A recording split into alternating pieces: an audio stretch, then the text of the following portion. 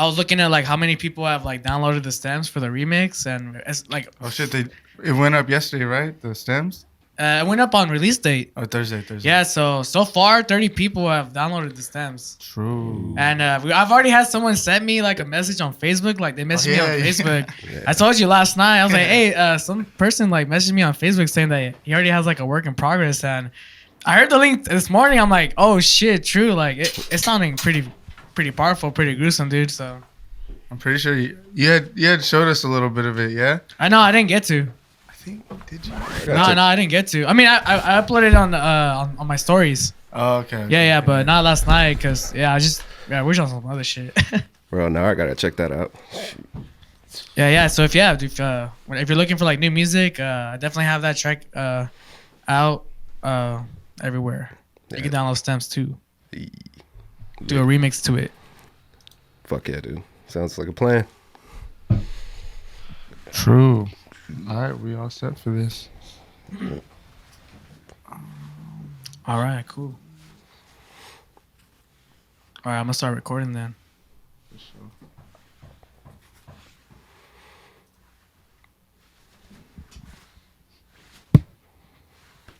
Hell yeah. Cyanide Panda in the building. Yo, what's going on, guys? Lose the Tempo. Spotlight Podcast. YouTube. SoundCloud. You already know what the Spotlight is. This is where we talk about all the trending topics in dance music and showcase upcoming platforms, music, and artists. And if you guys haven't subscribed to the channel either, subscribe to the channel, hit the bell alert button to stay notified, and give us a like. Give us a thumbs up on the video. We're going to beat the algorithm together. That shit, I'm telling you, bro, YouTube algorithms be changing the shit up all the time. They be playing. I be bro. hearing it in the podcast from like other YouTubers. They're like, yeah, like You gotta re-hit the fucking bell button and shit like that. I be listening to these podcasts with like YouTubers, and then a lot of them be like, yeah, I have like an inside man like at YouTube, like telling me like the algorithm changes. I'm And like, no, we yeah. do too, bro. Dude, that's wild, bro. I never realized how powerful that algorithm is. Not only on YouTube, but like on other like platforms, Socials, like yeah. especially like Spotify, like their algorithm for them recommending music, I've heard that's like really good, and like sometimes they make like your playlist at the end of the year, like especially when they do like the Spotify like for artists Unwrapped and all that. Like I noticed like when I go on my Spotify, they'll make a playlist for me like based on like my listening history, and then I'll go and check the playlist, and a lot of times I'm like, damn, like this music is like fitting my music taste. So I think it's pretty crazy how these algorithms been like developed lately, because that's just wild, bro. Like just like a robotic computer formula, just like grabbing all these like records for you based on like your listening history, and then they're like, all right, yeah, this is pretty much gonna be like the best taste that you have for this time. And you're like, damn, like most of the times it's like on point, and a lot of people say that too, especially with like the Spotify algorithm for like music and shit. SoundCloud, you know, it's SoundCloud. You gotta dig deep in SoundCloud. SoundCloud? I like the SoundCloud algorithms. The related to tabs on the side, bro. Just hit it right there and it gives you like 25 more tracks that sound similar to that track. I fuck with it. Yeah. Yeah. And I really like that for sure. I feel like this. Well, I don't really use Spotify, but SoundCloud has been on point with those. Yeah, legit. That's how I Like- found a lot of fucking artists, honestly. And a lot of labels too, because like not only do they like reference you tracks and stuff, but some of these tracks are off SoundCloud labels and stuff like that. And that's how I found a shitload of dope labels and potential labels I could release off and shit. It's fucking dope. Yeah. Yeah, but we'll beat the algorithm together. So definitely hit the subscribe button, leave a thumbs up on the video, and hit the bell alert button and stay notified. We already know we're also on SoundCloud. Make sure to hit the follow button on SoundCloud. On the road to 1,000 followers. We're almost there. Hey, big shout out to y'all for all the supporters too. True. Cyanide Panda, bro. Thanks for coming through, man. Hell yeah, man. Thanks for having me. Yeah, the last time we had seen each other was at the Retrospekt show when you went to play at Rockefeller's. Yeah. And honestly, that performance was chef kiss, bro. Like the music selection, like your energy when you're out there, like you're very passionate, enthusiastic.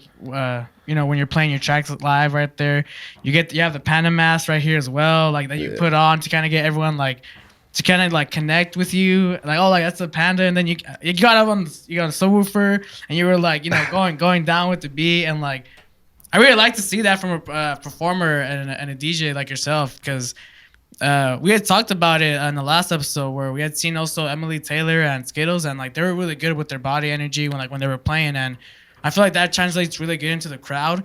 You know, for them to get going like with their energy. You know, if you could provide that like positive, exciting energy, and the crowd could see that from you, like it's safe to say I've seen it a lot of times in other shows that the crowd pretty much will mimic your energy. Right. No doubt about it. Crowd control. But yeah, dude, like every time I perform, like my performance has to reflect on, you know, my movement as well. You know, most of the time, you know, I play a lot of bass house and bounce house, and I love Melbourne bounce a lot. That's pretty much the first thing I've heard since I got into EDM. And I just love that little, you know, that bounce energy. And I just love, the whole time when I'm performing, I want the crowd to be moving. You know, I don't want to give anyone a break.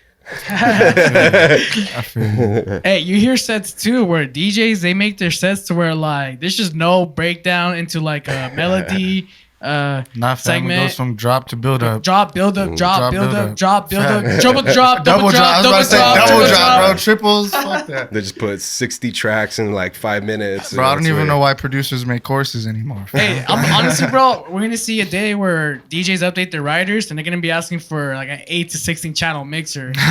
Watch, it's gonna get to that point because I mean, I feel like I see other people do like quadruple drops. I'm like, damn, like low key, I feel like he could do more tracks and like chop more tracks than just 4. And Oh, yeah. Hey, I believe it. I believe it. yeah, hey, but I actually want to get I'm really curious as like when you got started into EDM and like DJing. But before we get into all that, I want to do a segment with you called Quick Hits, which is pretty much the time questionnaire that we do here on Lose the Tempo. We're gonna give you a couple questions. You're gonna answer them. They're nothing too complicated. It is time, so don't try to think too long on it. And we'll see how you do, and we'll see what your record is at the end of the episode. We'll go ahead and put down the time. all right. Hey, hold on. Before we get into this segment, Let's go. I want to touch on the Retrospekt show one more time. And now that we have you here, me and Carlos talked about it on one of the previous episodes. Okay. You got on the subwoofer, bro, like during the show. Yeah. And we have like this thing like called big table energy here. Like it's when you get on the table and it's big okay. table. So was that like your version of big table, or like could you have gotten on the table in that instance, Yeah, or you know did you what, just bro? want to do the sub? I doubt that table would handle my big fat ass on there. That's So what I was that's what I was gonna say. The subwoofer is a little more stable. So That's exactly what you A said. lot more yeah. stable. My plan was to get on the top of the table, but you know, Okay, I didn't I want feel to you. break. You know, if I did get on top of the table and I ate shit, that's what pretty much will remember me by for the rest of my career.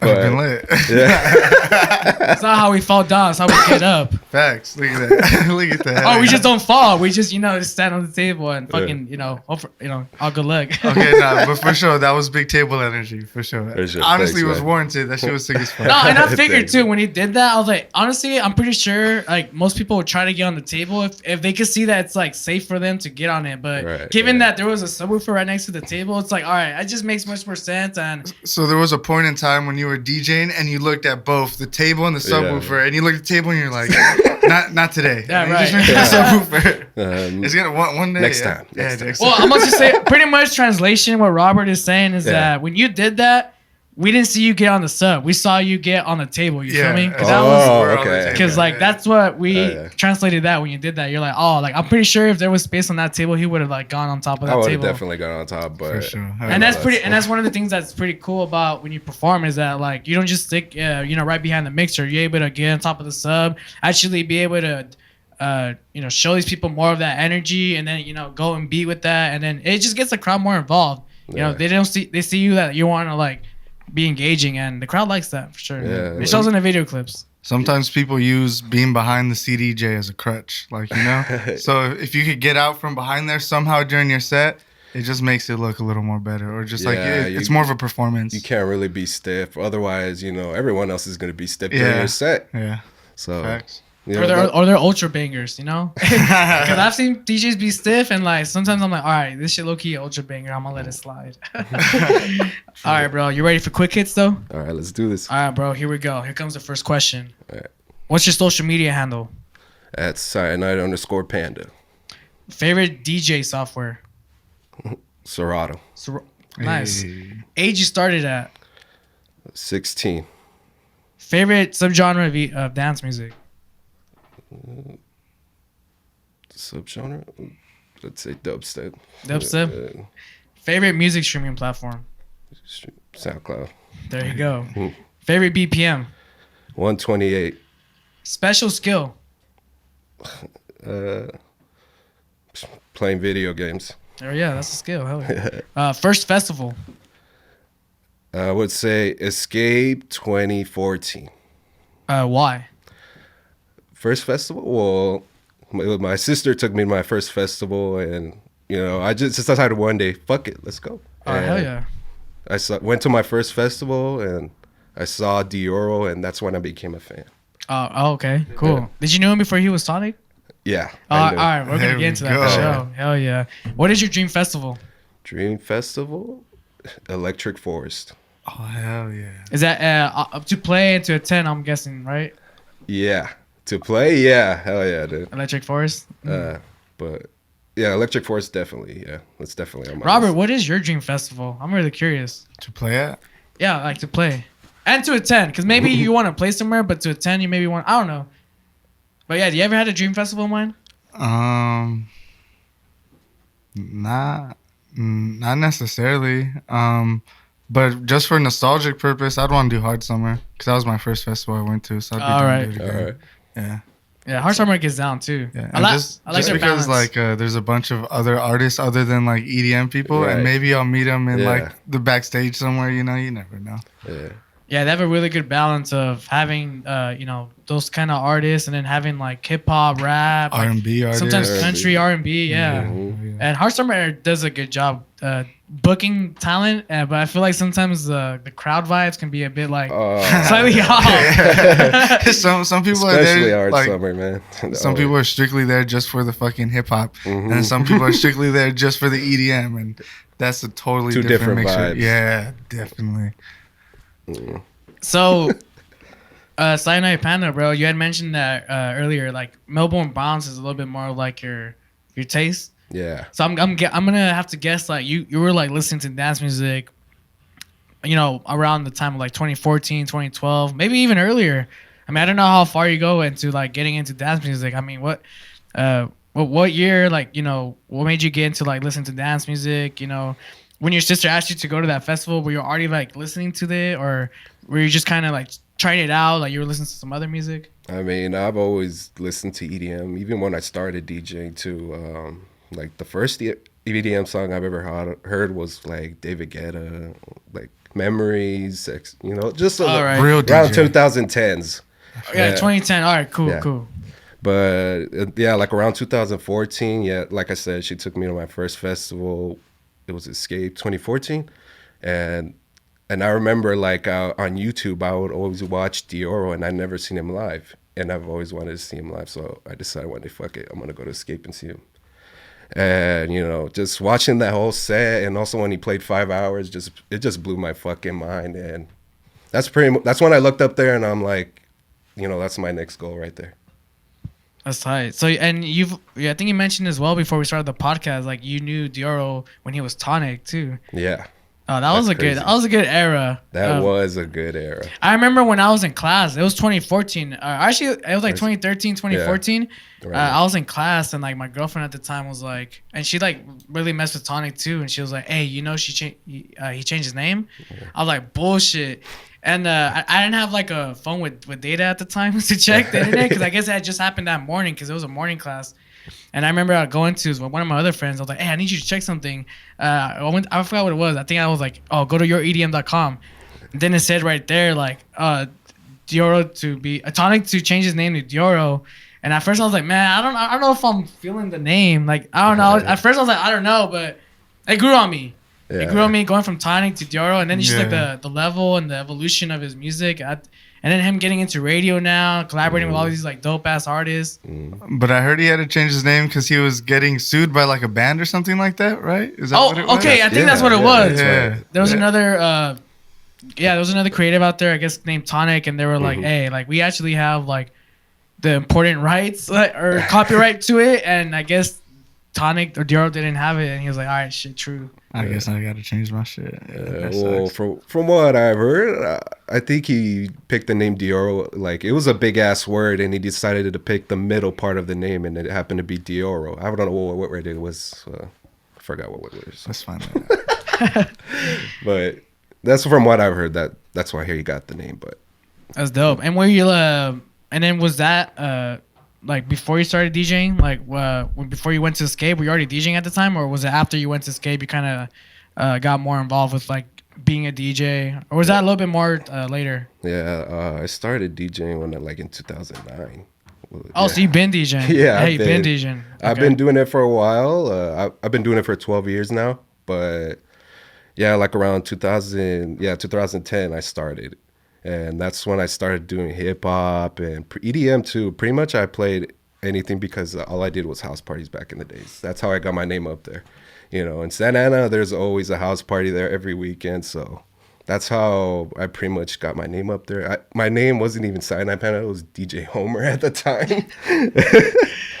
So, yeah, it's because my nickname is Homer. So everybody already knows me as Homer. So I decided, why not DJ Homer? And that's how I got my first DJ name right there.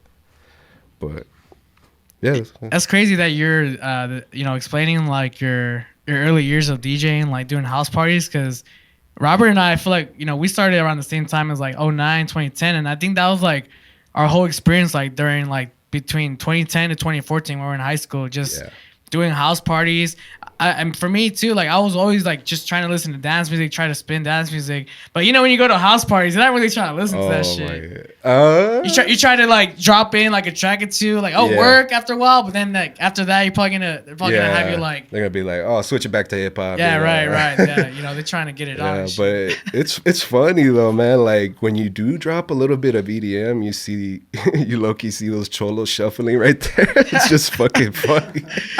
The randomest people you wouldn't think that would buzz dance moves would buzz dance moves at a house party. It's funny when you're a DJ. And for those that are not a DJ, like when you're a DJ, like you see a lot more than what you would think a DJ would see. Like you're just able to see everyone and like in that whole 180 view, and especially like a lot of people can like see other people. But when you're a DJ, you can pretty much see everything that's like going on. And oh yeah, you see.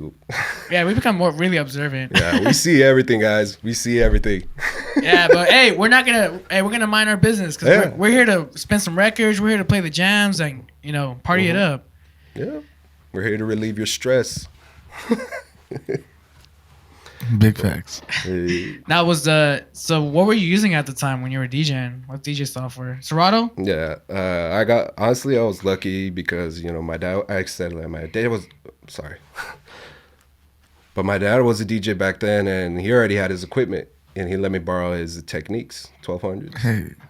And I already bought. That was around the time when the first Serato came out, and I got the first mixer as well. I think it was the TTM 57. Oh shit! Okay. So I started around that time. So I was lucky enough to have that set up as that's my starter. That's like the best setup to have. Yeah, at the time, it was the best setup. No Serato box or nothing. That shit was already in the mixer. In the mixer, and you just use your USB to plug in. That's it.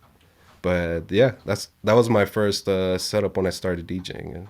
Damn, 14-year-old me is hella jealous right now. Bro. Hey, I feel like we have a lot in common. I think we have a lot in common in terms of like the experiences like of us DJing, because I feel like that was like my setup as well. I mean, I started off on virtual DJ when I learned DJing, but virtual. But when I got into Serato, like my third year of DJing, like I was able to like save up for a Serato box. Mm-hmm. I had to like get my technique piece by piece. I was just like building like my gear, and then I was just on Serato Scratch Live, throughout my whole high school years, and then later on, just get into CDJs, Rekordbox. But yeah, dude, that's crazy. You're just saying all this shit, and like it just like takes me back to like my like high school years when I was younger, and like I feel like it's just like the same experience, like Serato.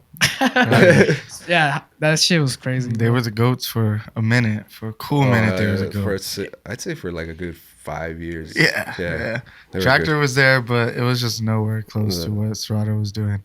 I feel like EDM people really gravitated toward Tractor though. Like if you were just DJing just for EDM music, I feel like you were doing in that early time, you were probably like DJing with Tractor. You probably had like your S4 mixer and like you were just going everywhere with that small shit. It's funny watching people DJing with that shit. It's so small So too, and it's a big ass. They bring a big ass 7-foot table and shit for this like 10-inch mixer and shit like that, and it just looks awkward sometimes. Yeah, I have my fair share of like controllers and like going into like turntables and getting your needles and then having to replace your needles because Those are after a while they expensive. wear out. Like a lot of people don't understand that too. When like back in the day when like the digital controllers wasn't as like developed, like we still had to get like a turntable for Serato and getting needles, and then needles sometimes like if you want to get the Sures, like what was it, the MH57s, and I don't know, these like some good Shure needles and 440. they were like for scratching. Yeah, I assumed you were scratching too. Like or at the kinda? time, yeah, like I scratched a little bit, but not too much, But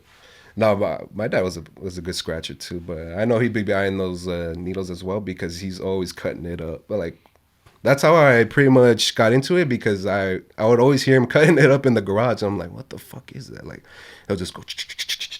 And back then we called the DJ system the chuku chu because we go. That's comedy. Oh, man. Yeah, but my dad, yeah, he's definitely a good scratcher. He's still got a lot to teach me though. But he told me that scratching is cool and all, but if you do it too much, then it's just gonna sound weird the whole time. Yeah. You definitely gotta add in like a mix with everything. Yeah, unless you're 8-track, but Or craze. Yeah, craze. Hey, who would win in a scratching battle, 8-track or craze? Craze? Craze. Okay. For sure. Okay. I mean, I see that. Yeah. I mean, like I feel like especially now. I guess you're right. Yeah. I mean, most when you see an 8-track perform or set or something like that, he's not always scratching or doing routines. Yeah. Every time you see a craze set, he's always scratching. He's always doing some type of combo, like hands down. But I think that's just like he won't DJ unless he has his like turntables, or not his, but a set of turntables or something like that.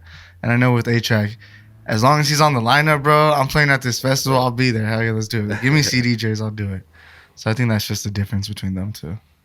I believe it. And what was the transition for you, like going from DJ Homer and then like into the project of Cyanide Panda? Or was there a lot more like names, like trial and error names between that? No, just like around I'd say like we said, like around 2015 was when the house party era just started dying down, and pretty much that's when we were out of business, like for us DJs for a good minute. So And then I remember I was still doing house parties at, like I was in college, and it was not as common that people were throwing house parties. Right, because everybody was already old enough to go out, so they were like, "Fucking, we're not gonna throw any more parties." That and kickbacks became like a really big thing of people just wanting to play like on a Bluetooth and just chill and play drink beer and pong. shit. Yeah, exactly. They didn't want the whole hassle of bringing a DJ and shit like that. Yeah, but yeah, like I said, like around that era, that's pretty much when DJing just became a hobby all of a sudden. I didn't really have any gigs back then, so like around 2008 was I was literally about to quit, like just give up, and then out of nowhere one of the homies decided to bring me back to life, and he's like, "Bro, like come play for us, let's do this show and see how you feel about it." I'm like, "All right, cool." And I think this was like in August 2018. I did my first show at Rockefeller's for at the time it was for Odyssey, so that was when I did my first show, and that was when I pretty much debuted Cyanide Panda, but I wasn't wearing the panda head at the time. Okay. Because when I first thought of the name Cyanide Panda, I only wanted my name to be Cyanide. That's it.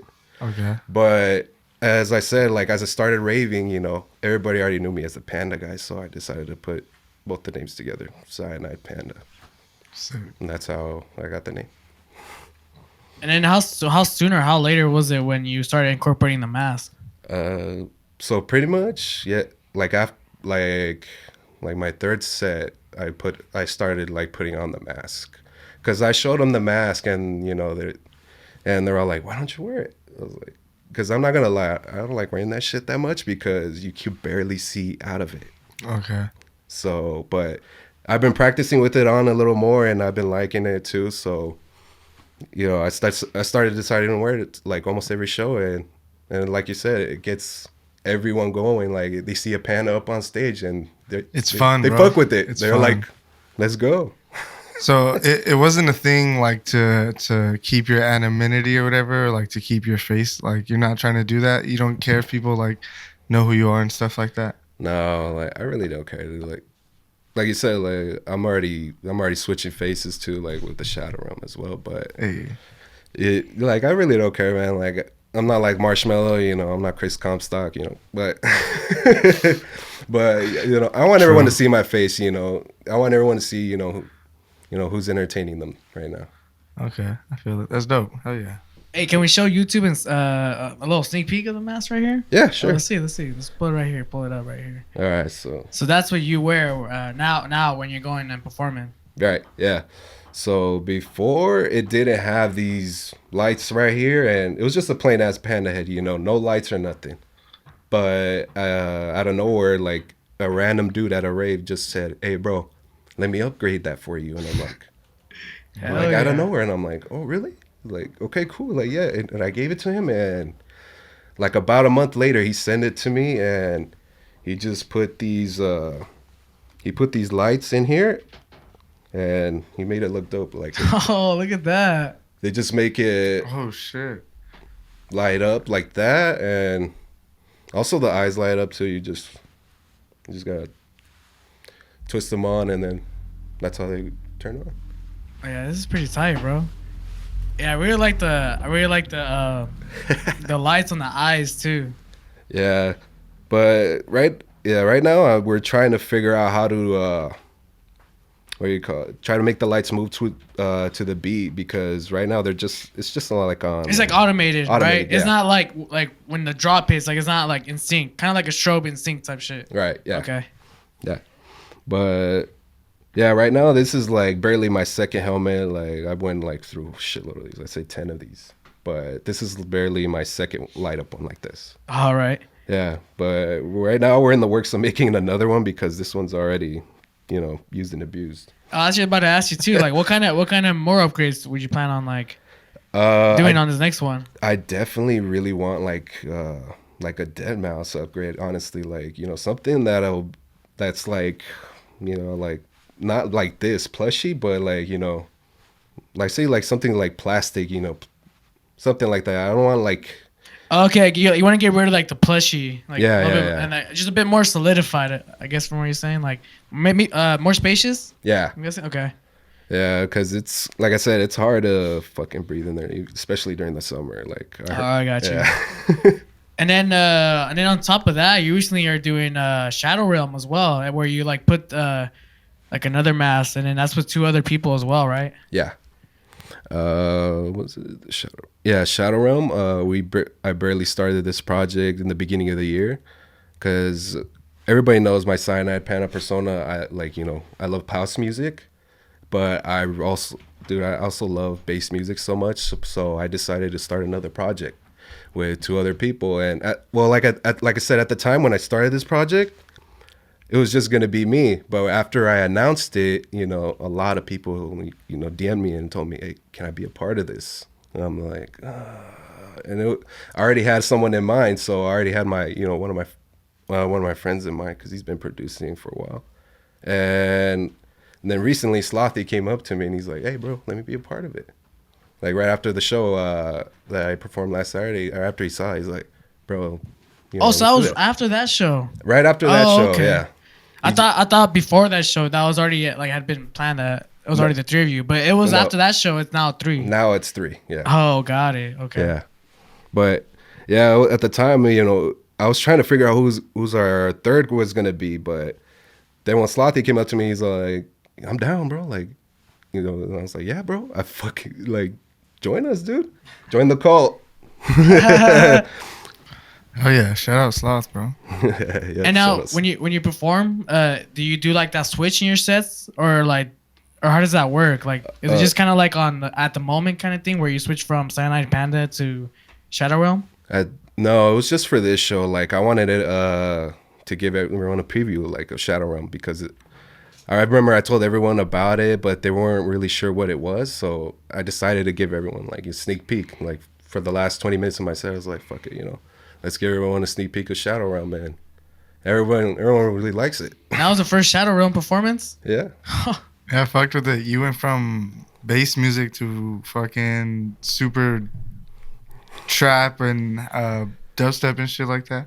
That's Yeah. hella fire, hella fire. I Yeah. was like, is this a different DJ? Because I seen the mask, I was like, what just happened? And then I seen the visuals in the background. I was like, oh, this is still. I was tripping out too. I was like, wait, Yeah. bro, I think this is a different person. And he's like, nah, they just switched masks. I'm like, you sure? He's like, yeah. I'm like, oh, Yeah, I guess it is the same person. Yeah, everyone's tripping out. They're all like, "Wait, is it the same person or what the fuck is going on?" I But just remember like going in the back of like the dance floor and then like talking to somebody. And when you had the Panda mask, and then like 5 minutes pass by, I look at the stage, and it's like it's like at least to me, like at that moment, it's like someone else with a different mask, and it's a different music. So I'm just like, oh damn, if they I guess they recently just switched. And then at the moment, Robert was like, "Oh no, it's the same person. I guess it's like a side project going on right now." Yeah, I had no idea.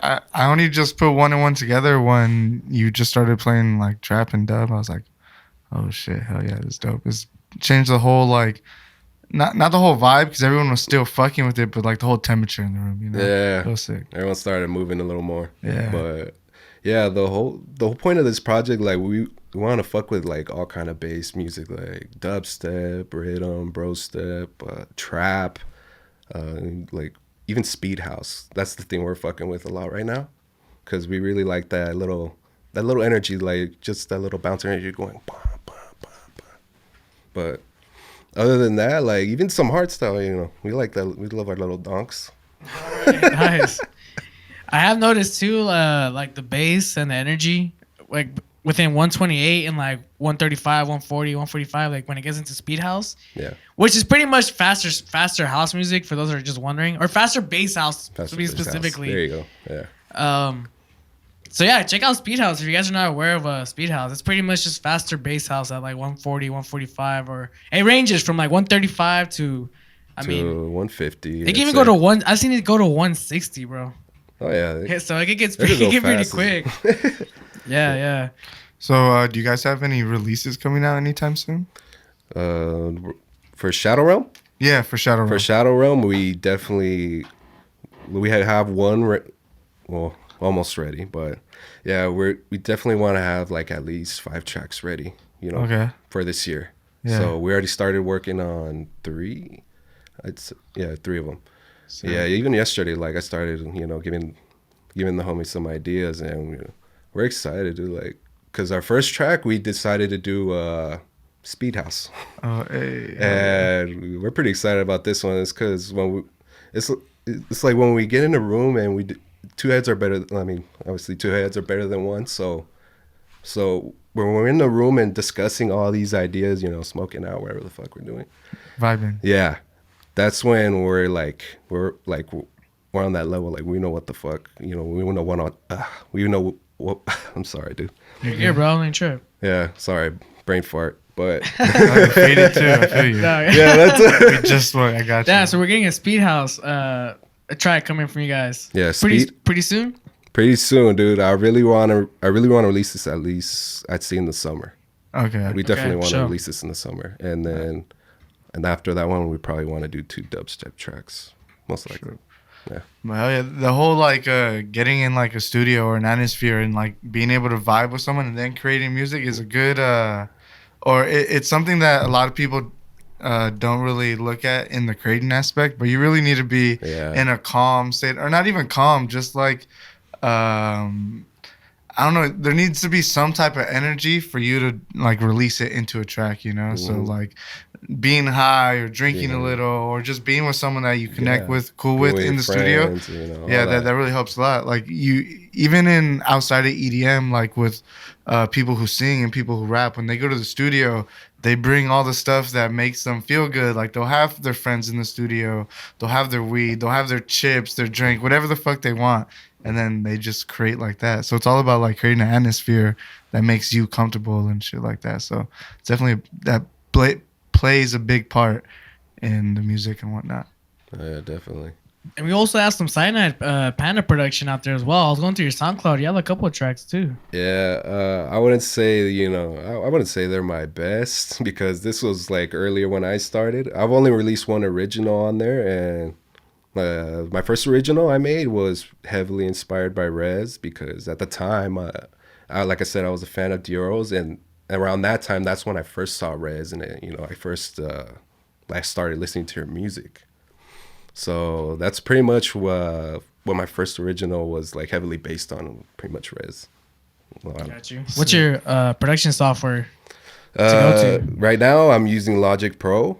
And one of the homies right now, I'm slowly learning to transition into Ableton. Ableton gang, let's go. Yeah, Ableton. Yeah. Yeah. Oh no! When they first explained Ableton, dude, like my friend was like explaining it to me the first time. He's like, "Oh, this is that." I'm like, "Huh?" Yeah, it's confusing, bro. There's definitely a learning curve when it comes to learning Ableton, bro. Definitely. Ableton's something else, dude, but it definitely is the better software, I believe. But right now, Logic Pro to me, it's a little bit easier. But like I said, slowly but surely learning Ableton. What took you to Logic? What was like? Okay, yeah, I'm gonna do Logic. At the time when I barely started, getting into producing. I didn't have, I use with whatever I got. So I'm not gonna lie. I know some of you are gonna talk shit, but I use GarageBand. Okay, it's something, bro. You gotta use something. What you gotta use. Like I get it. I use GarageBand at the time, and then when I switched into Logic, it was similar to that. Yeah, it was the workflow, the whole mapping is like almost the same. Okay, I feel you. Yeah, so that's basically why I made the transitions from that, to Logic, but Then when I saw Ableton, I knew Ableton was gonna be way better. Yeah, especially for EDM, bro. Like, it's a must, dude. Like that's why I'm willing to learn right now. Hell yeah. But even not even just the homies helping me out. You can learn a lot just by YouTubing everything as well. Facts. Dumb facts. Like a lot. I remember back in the day, I don't know if you recall the Yoast Theater. Oh yeah. Yeah. So every Thursday, Havoc Thursdays. Yes. By White Rabbit Group. You know what's up, bro. So I would go to a lot of these shows. I'll try to go every show every week, bro, because they were just bringing artists, and I remember they would have vendors from Icon Music Collective. I remember at the time, a lot of people were led to believe that if you're really trying to make it in dance music, this is pretty much your first step to getting that education for making dance music and making those connections. And over time, I feel like YouTube has definitely been a place where if you don't have money to invest it into going to a music school, then I think YouTube's just the next best thing if you're just trying to get something going and learn a program or learn a plugin, because there's gonna be a lot of videos, bro, explaining how this plugin works or how this particular DAW works, FL Studio, Logic Pro, and there's a lot of videos as well, so you can pretty much watch all these videos and they're all gonna commonly say the same thing, and it's you just learning everything. So I feel like a lot of people kind of sometimes get how would I say this, hypnotized to think that you got to go to this prestigious music school to pretty much make it in that industry. And sometimes it is there's some factors that come into play, they probably do have connections or whatever, but don't let money or because you're not going to a prestigious music school stop you from wanting to learn. Like I said, the willing to learn is very important in any industry, man. Just wanting to learn, even if you don't got the finance. This, if you have access to YouTube, just for anything, you can learn a lot of shit on YouTube. It's just endless videos, bro. They just last week, bro. I saw two kids making an underwater pool with a in the dirt. I was like, hey, low-key. They show me step by step how they doing this shit. If I was willing to learn how to do that, I could do that. But it's just a diverse ass place. You should just switch it to YouTube University, bro. That's literally what it is, bro. Yeah, I got my master's degree from YouTube, bro. Yeah, I can make sick ass pools in the dirt. You start a business like that. Yeah, I have the viewing hours, bitch. What's good? Yeah, bro, I can show you how to do lashes now, dog. What's up? There you go. Hey, bro, anyone can be a cosmetic engineer nowadays. That's what they call themselves, cosmetic engineers. True. There you go. I believe it. The engineering. I'm not a producer anymore. I'm a record engineer. Yeah, There you let's go. just we're gonna start saying that now. We're Record record engineer? engineers. Yeah, Sounds sounds more professional. sounds Recording more engineers. professional. Yeah. So when you were doing Cyanide Panda, like now you're getting into CDJs, right? You're like Oh, trying yeah. to switch over to that like Rekordbox platform. How was that transition for you? Like, because I know for me, like, there was a learning curve going from like Serato, because that was my learning curve from going from Serato, from controller, and now going to like having to add your tracks and analyze the cues and then like export them into your USB, and then now having to like get your headphones more involved with like beat matching on the CDJs. Like, how was that learning curve for you? Honestly, it wasn't that bad, It's Well, I just- mean, you've always been DJing, all right, Yeah. for sure. Yeah, so yeah, I already, like I said, I already had, I was DJing already like 5 years at the time, and it wasn't that bad. You just had to switch from looking at waveforms to doing it by ear now.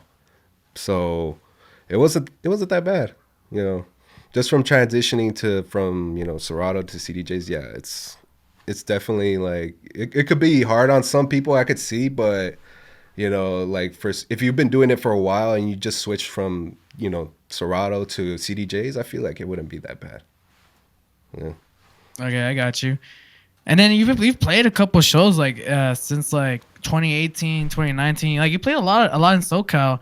Like you mentioned earlier, you played like Exchange, you played Avalon, like a lot of venues.